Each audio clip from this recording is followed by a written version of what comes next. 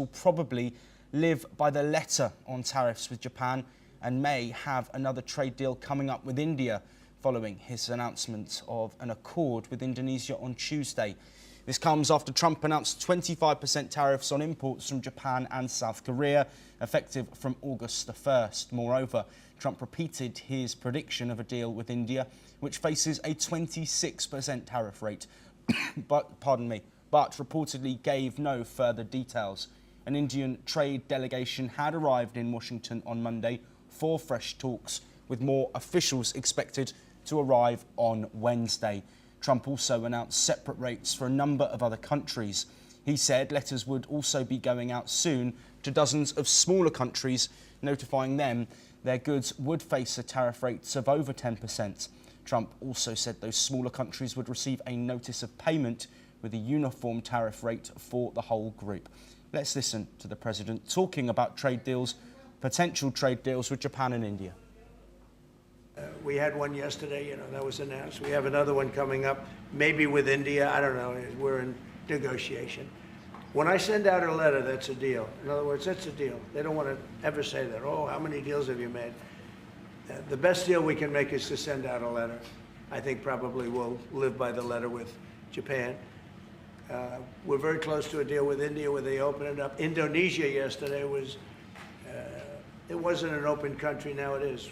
And they have tremendous copper, quality copper, and probably the most copper. And we made a deal with Indonesia. We pay no tariff, zero, and we have total access to trade.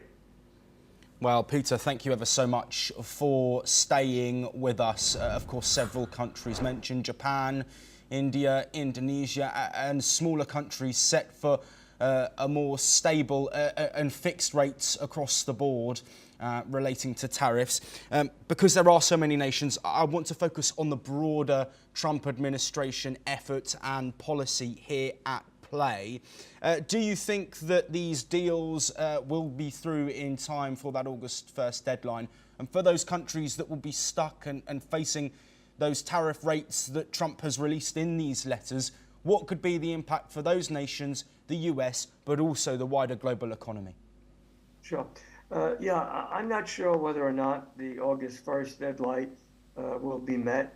We're, 2 weeks away before August 1st, and there's a possibility that that deadline might be extended. If it's not extended, then those steep tariffs go into effect, and that probably would be the trading point of which then the foreign nations and the United States would get very serious and bring them down to levels that would be less damaging.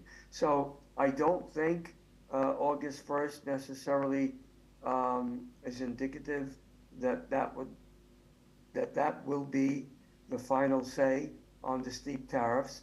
Again, if it does go into effect and they need more time, there's a possibility that it could be extended. If it's not extended, yes, the high tariffs would go in, and that would probably prompt